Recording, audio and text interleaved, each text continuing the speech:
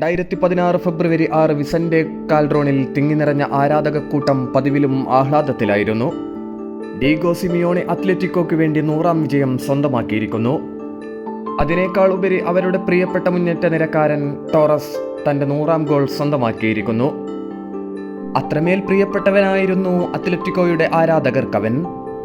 കാരണം 7 വർഷം കഴിഞ്ഞുള്ള തിരിച്ചുവരവിലും അവനെ വരവേൽക്കാൻ 40,000-ൽ പരം കാണികൾ കാൽഡ്രോണിൽ എത്തുമായിരുന്നില്ല. തന്നെ സ്നേഹിച്ചവരുടെ അടുത്തേക്ക് തിരിച്ചു വരാതിരിക്കാൻ ടോറസിന് കഴിയുമായിരുന്നില്ല.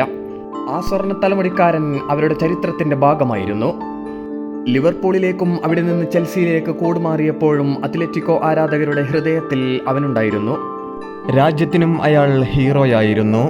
44 വർഷത്തിന്റെ കാത്തിരിപ്പിനൊടുവിൽ ലഭിച്ച യൂറോ കപ്പിന്റെ ഫൈനലിൽ ടോറസ് നേടിയ ഗോൾ സ്പാനിഷ് ആരാധകർക്ക് മറക്കാൻ കഴിയില്ല.